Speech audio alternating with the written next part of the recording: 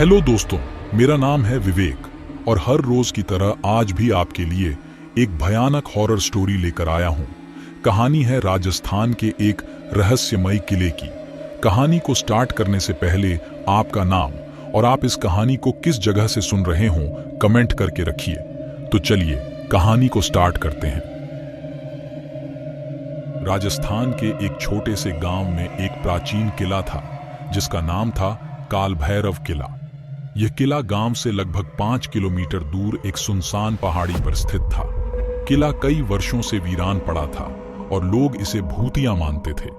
गांव के बुजुर्गों का कहना था कि इस किले में एक रानी की आत्मा भटकती है जिसने किसी कारणवश आत्महत्या कर ली थी। इतिहास का प्रारंभ यह कहानी सैकड़ों साल पुरानी है, जब इस किले पर राजा रुद्र प्रताप सिंह का शासन था।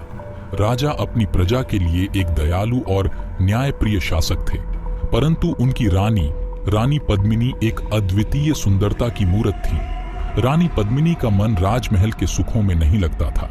वह एक स्वतंत्र और साहसी महिला थी जिन्हें कला और संगीत में रुचि थी। राजमहल में रहते हुए भी रानी का अधिकांश समय किले के बगीचों और झील के किनारे बीतता। किले के ऊंचे ऊंचे बुर्ज और शांत माहौल उन्हें बहुत भाते थे। रानी अक्सर अपने निजी कक्ष में समय बिताती, जहां से वह पूरे राज्य का नजारा देख सकती थी। उनका यह निजी कक्ष किले के सबसे ऊपरी हिस्से में था, जिसे रानी महल कहा जाता था। रानी पद्मिनी के जीवन में एक नया मोड़ तब आया जब एक युवा संगीतकार विक्रम दरबार में आया। विक्रम की मधुर वीणा की ध्वनि ने रानी के दिल को छू लिया। संगीत के माध्यम से दोनों के बीच प्रेम पनपने लगा। यह प्रेम धीरे धीरे गहरा होता गया और दोनों एक दूसरे से मिलने के बहाने ढूंढने लगे। परंतु रानी और विक्रम का यह गुप्त प्रेम संबंध लंबे समय तक छिपा नहीं रह सका। राजा रुद्र प्रताप को जब इस संबंध की भनक लगी तो वे क्रोधित हो उठे। उन्होंने विक्रम को दरबार से निकाल दिया और रानी पद्मिनी को किले में कैद कर दिया। रानी के लिए यह सदमा असहनीय था। वह विक्रम से दूर नहीं रह सकती थी और राजा के क्रोध से भी नहीं लड़ सकती थी। एक रात जब पूरा किला नींद में डूबा हुआ था, रानी पद्मिनी ने अपनी जीवन लीला समाप्त करने का निर्णय लिया। वह किले के सबसे ऊपरी हिस्से से कूद गई और उनका शरीर किले की झील में समा गया। रानी की मृत्यु के बाद से किले में अजीबोगरीब घटनाएं घटने लगी। लोग कहते हैं कि रानी की आत्मा किले में भटकती है और विक्रम की वीणा की ध्वनि आज भी सुनाई देती है। गांव के लोग किले के पास जाने से डरते थे। कहते हैं कि रानी पद्मिनी की आत्मा किले में अभी भी अपने प्रेमी विक्रम का इंतजार कर रही है। कई लोगों ने किले के पास रानी की छाया देखी है, जो सफेद साड़ी में झील के किनारे खड़ी रहती है। रात के समय किले से वीणा की ध्वनि सुनाई देती है और रानी के रुदन की आवाज भी कई बार लोगों ने सुनी है। साल 1978 में राजस्थान के एक मशहूर विश्वविद्यालय के कुछ छात्र इस किले की कहानी सुनकर इसे देखने का निर्णय लेते हैं। वे लोग इतिहास के छात्र थे और भूत प्रेत की कहानियों में भी उनकी दिलचस्पी थी। वे 5 दोस्त थे, आर्यन, सीमा, विशाल, नेहा और रोहित। इन सभी ने मिलकर किले में एक रात बिताने की योजना बनाई ताकि वे जान सकें कि इन कहानियों में कितनी सच्चाई है। शाम होते ही ये सभी छात्र गांव पहुंचे और वहां के बुजुर्गों से किले के बारे में पूछताछ की। बुजुर्गों ने उन्हें किले में जाने से मना किया, परंतु इन छात्रों ने अपनी जिद नहीं छोड़ी। वे सब अपने साथ कैमरा और कुछ जरूरत का सामान लेकर किले की ओर चल दिए। सूरज डूब चुका था और अंधेरा फैल चुका था।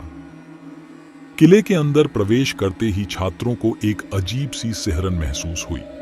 किला अंदर से विशाल और भव्य था, परंतु उसकी वीरानी ने एक भयावह माहौल बना दिया था। उन्होंने रानी महल की ओर रुख किया और वहां एक छोटी सी जगह पर अपने तंबू लगा दिए। रात का पहला पहर शांति से बीता। वे लोग किले की दीवारों और खंडहरों को देखते रहे और इतिहास की बातें करते रहे। आधी रात के बाद अचानक एक धीमी धीमी वीणा की ध्वनि सुनाई देने लगी। सभी छात्र सतर्क हो गए और अपने कैमरे लेकर ध्वनि की दिशा में बढ़ने लगे। जैसे ही वे झील के पास पहुंचे, उन्होंने देखा कि सफेद साड़ी में एक महिला की परछाई झील के किनारे खड़ी है।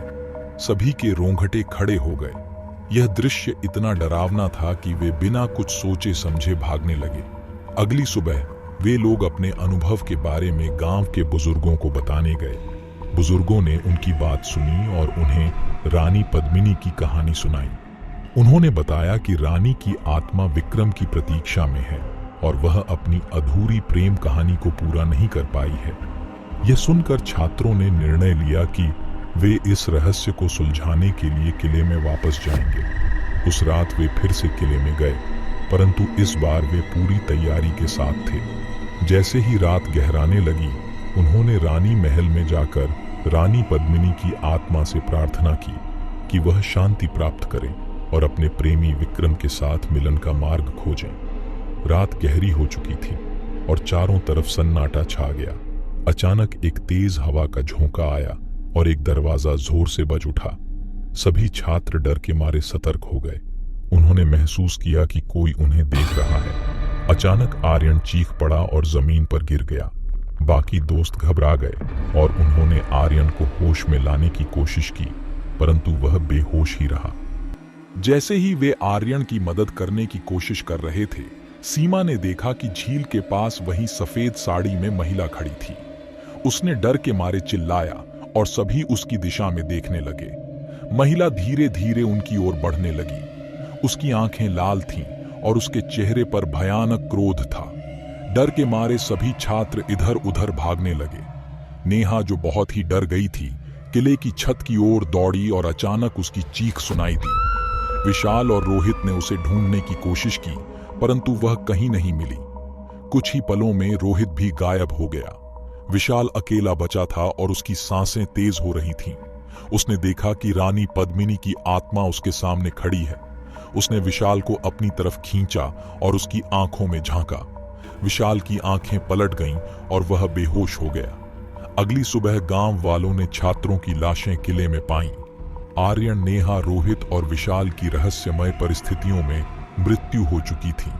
सिर्फ सीमा ही जीवित बची थी, परंतु वह इतनी डरी हुई थी कि कुछ भी बोलने की स्थिति में नहीं थी। इस घटना के बाद गांव के लोग और भी भयभीत हो गए और किले के पास जाने से पूरी तरह से बचने लगे। सीमा ने गांव छोड़ दिया और उसके बाद कभी वापस नहीं आई। काल भैरव किला अब और भी भयानक माना जाने लगा और वहां जाने की हिम्मत कोई नहीं करता था। इस तरह रानी पद्मिनी की आत्मा की भयानक कहानी ने 4 और जिंदगियों को निगल लिया और रहस्य और डर का प्रतीक बन गई। तो दोस्तों, ये थी हमारी आज की कहानी। कहानी डरावनी लगी हो तो वीडियो को लाइक और चैनल को सब्सक्राइब जरूर करके रखिए। हमारे चैनल को सब्सक्राइब करने से आपको हर रोज एक नई हॉरर स्टोरी सुनने के लिए मिलने वाली है। तो चलिए मिलते हैं अगली कहानी में। तब तक के लिए शुभ रात्रि।